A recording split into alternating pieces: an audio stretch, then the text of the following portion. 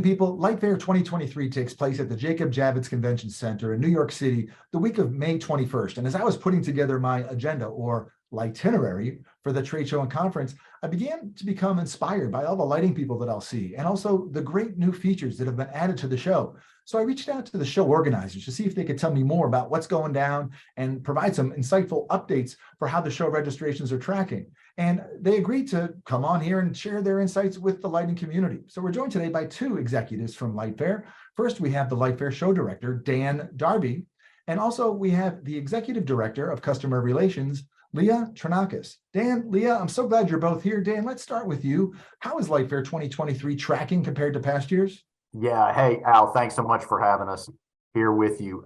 Registration is going well. We're happy with it. We're about 7 weeks from the show, and we're already seeing some interesting trends. Of course, the Northeast corridor is responding as you would expect. The show's in New York City. But what's interesting is the West Coast attendees, specifically from California, Washington, Oregon, and Nevada. They're currently registering at higher percentages than they did in 21 or even last year when we were in Las Vegas. And when we look at some specific titles, architects, lighting designers, and specifiers, we're seeing higher percentages registering now earlier on. And our registered members from ILD are higher right now than they were for the last 2 years. You know, we're not going to know the exact reasons for this increase, until we do our post-show surveys. But we have introduced some really innovative design-centric features for this year. So at least anecdotally, they seem to be really resonating with the design community. Dan, we're still many weeks out, so I'm surprised to hear that you have more West Coast specifiers registered than you did last year at this point for a West Coast show. So that's inspiring for the New York show to attract that many. So good news there. And I've attended just about every light fair there's been in the last couple of decades. And I look at the itinerary. You mentioned there have been a lot of interesting things that you folks are putting together as far as new concepts.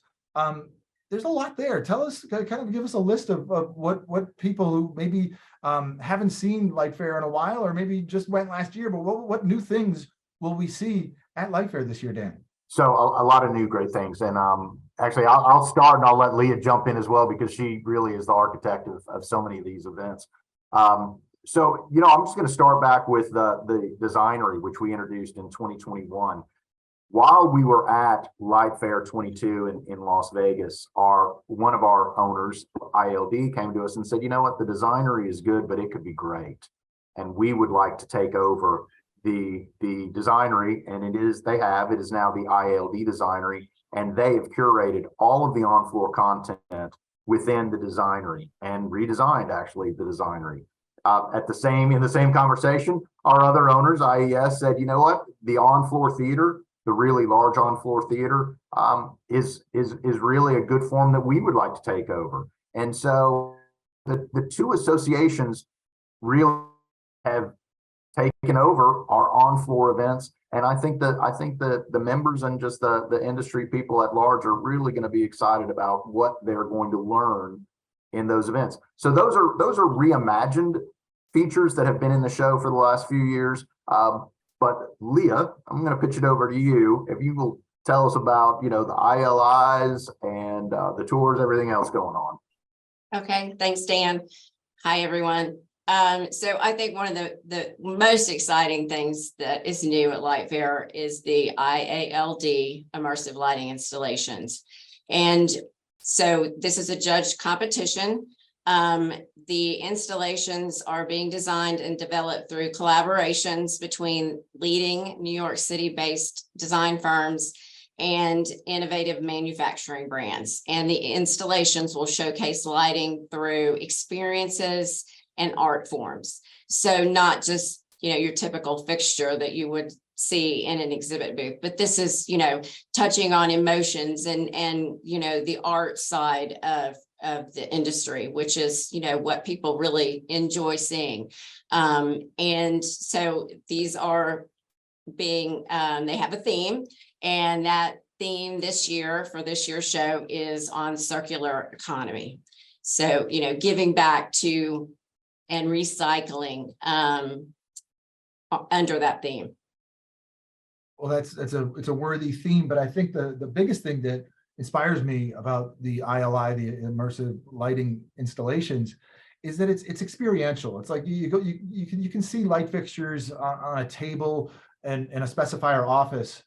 You can see them on a table somewhere else too, but to actually go to a show and experience them in the way that the design intent of how they would sit into a cove or another application and wash a wall, that's really interesting, and I'm excited to see that. Leah, how many partners are there between the designers and the manufacturers? What's the rough tally of how many of these we'll see? So there's 7 installations, and they are spread out throughout the exhibit hall. And it's one manufacturer and one design firm, but many team members from the manufacturer side and the design firm side. And I'll tell you, Al, I've sat in on these meetings on behalf of LightFair just to answer any, trade show questions that come about, and the energy and the excitement and the passion on both sides, designer and manufacturer, is just amazing. It is incredible. And what they have in store for our attendees is going to be very exciting. And I'm just glad Yeah, go ahead, Dan. I was just going to say, and we're glad that we're not judges in this, because it's going to be spectacular, and it's going to be hard to pick the winner. I bet. It sounds really cool. And you have some really like prominent lighting design firms, some great architectural lighting manufacturers teamed up there. And Leah just told me something I wasn't aware of, that they're going to be kind of scattered throughout the exhibit hall, which is also fun. And then last thing on ILI, and we'll move on. But Leah, what's the judging? Like how does an attendee vote for their favorite installation? So the judges are compiled by the IALD, and it's secretive because we, fair and balanced. And there are daily tours scheduled to lead attendees and interact with the manufacturers and the design firms. And then it'll culminate on Tuesday at the awards presentation, which will take place in the IALD Designery on the show floor. That's from 5 to 6 on Tuesday. So they'll get to present their collaborations, and then the award will be announced to one of the 7 teams. That's fantastic. I should probably be there with a microphone interviewing them, like in the winner's circle with confetti flying. This is going to be so exciting. That would be great. But I digress. Let's talk more about the show floor, Dan. A lot of people in the industry, they know, which of their favorite brands are going to be there, and some that might be on the sidelines. It was great to see the company that got me into the lighting industry, that hired me out of college. Lutron is now returning to LightFair. In addition to that, for the first time I can recall, all 5 architectural lighting brands by Legrand are now going to be at the show as well. So just basic question for you, Dan. How important is it for the largest or most prominent lighting manufacturers to exhibit at LightFair? Well, let me say this.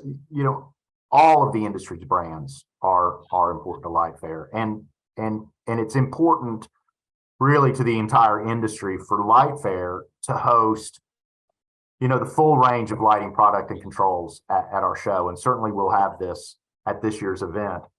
With that said, yes, it's super exciting to have Lutron back, and I remember this alphabetically: Fine Light, Focal Point, Kennel, OCL, and Pinnacle. You're exactly right. This is the first time they've all 5 been in the show together.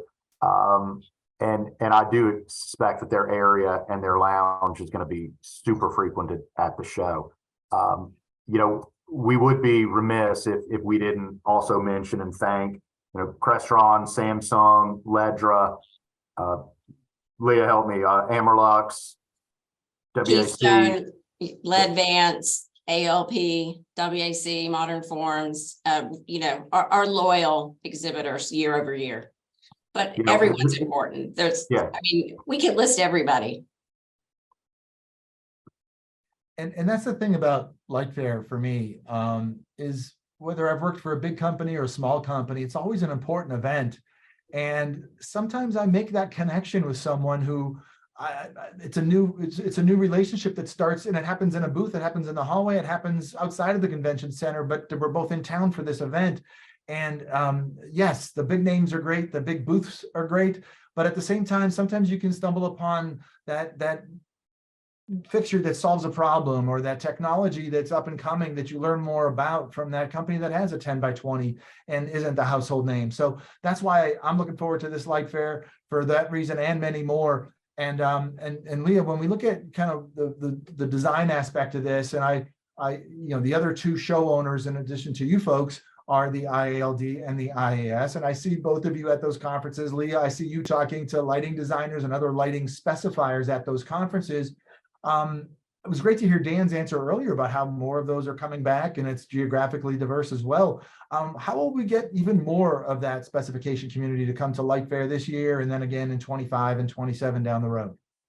Well, I mean, again, yes, it is important for us to attend IAS and ILD regional events. It's a great opportunity for the LightFair team to not just network with designers and specifiers, but the exhibitors that are there too. It's very important for us to hear what's important to them. It helps us shape the next show, future shows, because they're the ones that help us build, help us, start new initiatives. And I think as we continue, what's next after the immersive installations, things like that, just more engagement, more networking opportunities to come to LightFair. One thing that we haven't talked about is the conference program that's being programmed by IES and ILD. The CEU opportunities that we have for the New York show there's a variety of CEUs. So just continuing things like that to be in constant change and offer better and more and different opportunities for these designers. I overlooked asking you about the conference session because it feels like one of the most reliable parts of LightFair year over year is that you're going to have prominent people delivering captivating topics and informative topics, and this year again is going to be repeated that as well. So I'm inspired, I'm excited to get back to New York and see the show floor and everything else that LightFair has to offer. I'm going to be getting there. I'm going to be there all 5 days. I'm getting there 2 days early so I can go to some of those early conference seminars as well. So I'm excited for it. You guys have been working your tails off, so thank you both. Thanks to the team at LightFair, as well as all the hardworking people at IES and IALD who are making things happen. So Leah, thank you for joining us today for 5 big questions. Thank you. And Dan, thank you. And we'll see you in New York. Great. Thank you so much, Al. See you there. Hey there, we really enjoyed that discussion. We hope that you did as well. Be sure to click that big LED logo next to me, and what that'll do is subscribe you to our YouTube channel so you don't miss the next 5 Big Questions interview. And YouTube subscribers always receive an early preview to the next interview before we even post it on the Inside Lighting website. Thanks, and we'll see you next time.